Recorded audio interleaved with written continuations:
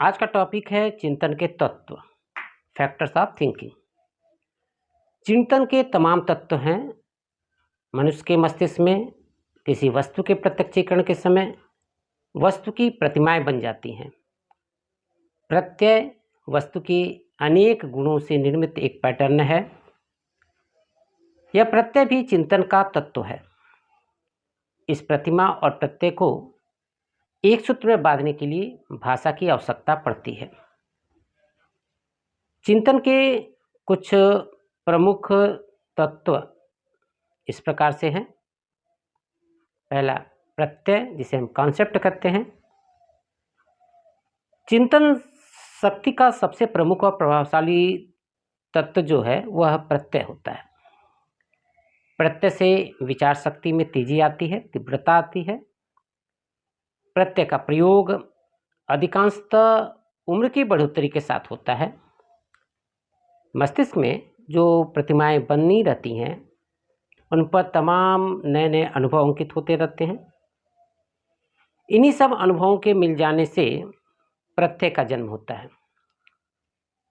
दूसरे शब्दों में कहें तो प्रत्यय सामान्य वर्ग के लिए सामान्य विचार होता है, जो सामान्य वर्ग की सभी वस्तुओं अथवा क्रियाओं का प्रतिनिधित्व करता है। इसके द्वारा हमें संपूर्ण ज्ञान का बोध होता है। जैसे हाथी शब्द को सुनकर हमारे मस्तिष्क में हाथी से संबंधित संचित प्रत्यय जाग जाता है और संपूर्ण ज्ञान का आभास होने लगता है। अतः प्रत्यय के माध्यम से चिंतन प्रक्रिया सशक्त होती है। दूसरा तत्व है चिंतन का प्रतिमा, जिसे हम इमेज कहते हैं। मानव अनुभव प्रतिमाओं के आधार पर व्यक्त होता है। हम जो कुछ देखते हैं, करते हैं, सुनते हैं, सभी का आधार मन में विकसित प्रतिमा होती है, अर्थात इमेज होती है। इसीलिए इसको स्मृति प्रतिमा, दृश्य प्रतिमा, श्रव्य प्रतिमा अथवा कल्पना प्रतिमा का नाम दिया जाता है। इन सभी प्रकार की प्रतिमाओं में दृश्य प्रतिमा प्रधान मानी गई है। ये प्रतिमाएं वस्तु, व्यक्ति एवं विचार से निर्मित होती हैं। चिंतन में इन्हीं को आधार बनाया जाता है। चिंतन का तीसरा तत्व है भाषा, जिसे हम लैंग्वेज कहते हैं। व्यक्ति के जीवन में भाषा का प्रयोग सामान्यतः होता रहता है। विद्वानों ने भाषा के पीछे चिंतन शक्ति को महत्वपूर्ण बताया है। सामाजिक विकास में भाषा संकेतों और इशारों से भी प्रकट होती है, जैसे मुस्कुराना, भौहें चढ़ाना, गर्दन हिलाना, अंगूठा दिखाना इत्यादि। ये सारी जो चिन्ह हैं वह किसी न किसी भाषा को इंगित करती हैं। इन सभी का दैनिक जीवन में हम प्रयोग भी करते हैं। बिना बोले इनके माध्यम से अर्थ का पता लगा लेते हैं, समझ लेते हैं, और जो एक सामान्य प्रचलन में भी है। इन सभी के पीछे चिंतन शक्ति का चलते रहना है, जो अर्थों को स्पष्ट करती है। भाषा के द्वारा हम प्रत्यय और प्रतिमा के बीच संबंध स्थापित करते हैं। भाषा चिंतन की क्रिया में बहुत आवश्यक है। जिस व्यक्ति का भाषा ज्ञान विकसित नहीं होता, उसे अपने विचारों को प्रदर्शित करने के लिए एक तरह से कहा जाए तो शब्द नहीं मिलते। वह उतना विचार नहीं कर पाता जितना कि सामान्य व्यक्ति कर पाता है। इसलिए चिंतन में भाषा के ज्ञान का विकसित होना अत्यंत आवश्यक माना गया है। चिंतन का अगला तत्व है प्रतीक एवं चिन्ह, सिंबल एंड साइन। प्रतीक एवं चिन्ह मुख्य रहते हुए भी अपना अर्थ स्पष्ट व्यक्त करने में समर्थ होते हैं।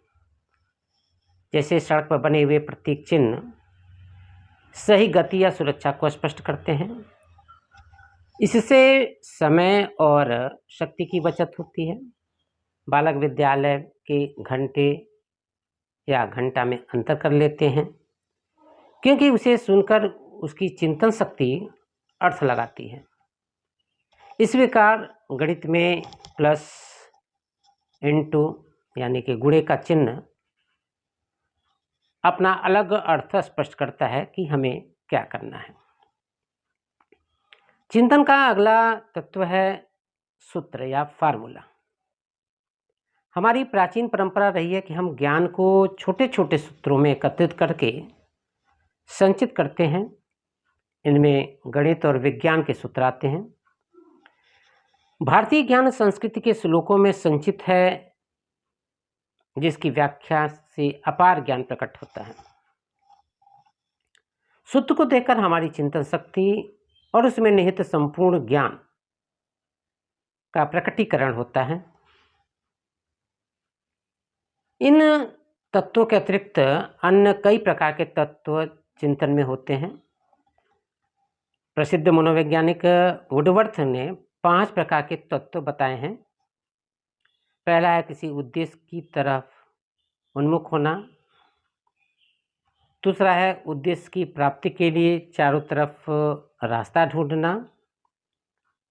तीसरा है मस्तिष्क में पूर्व अंकित तत्वों का पुनः स्मरण करना, जिसको हम कहते हैं रिकॉल करना।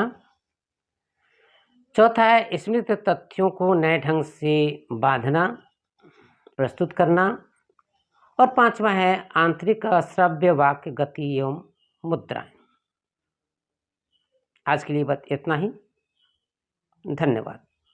हमसे जुड़े रहने के लिए हमारे YouTube चैनल को सब्सक्राइब करें और नई वीडियो की नोटिफिकेशन के लिए बेल आइकॉन को दबाएं। अगर आप ये वीडियो Facebook पर देख रहे हैं तो लाइक जरूर करें और ज्यादा से ज्यादा शेयर करें। धन्यवाद।